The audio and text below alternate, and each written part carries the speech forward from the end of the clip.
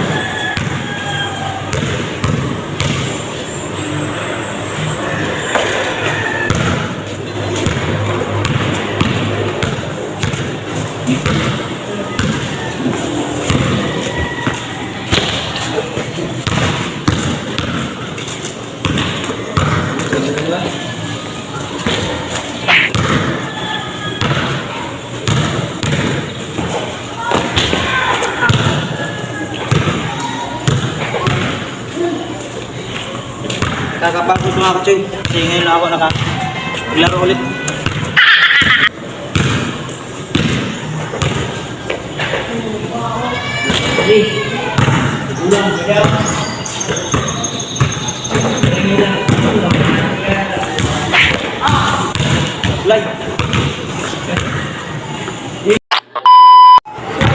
So ngayon mga kachoy, medyo pinapawisan na tayo. Ngayon may bata dito.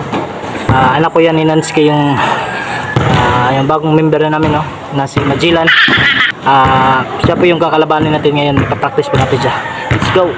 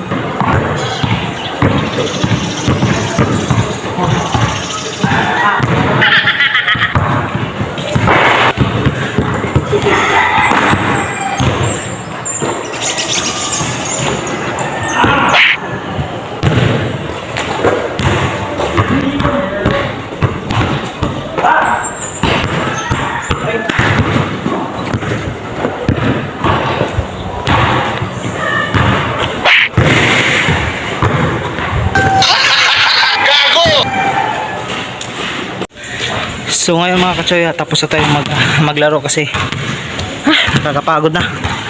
Ngayon lang ulit tayo nakapag laro dito. Sulit. At saka wala naman tao. Maganda sana yung maglaro kami ng 5-on-5 3x3. So ngayon kakain muna ako kasi tanghali na rin.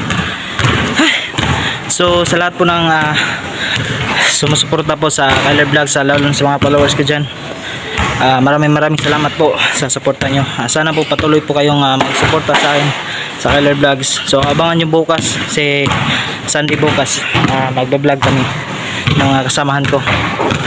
Okay, so shoutout nga pala sa mga tao na todo suporta po sa panonood po ng Kyler Vlogs, lalo na po sa mga taga Manila po.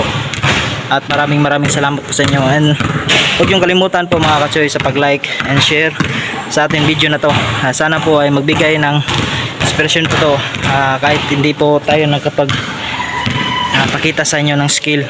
Pero next na naman kasi sobrang pagod. Okay, let's go mga kachoy.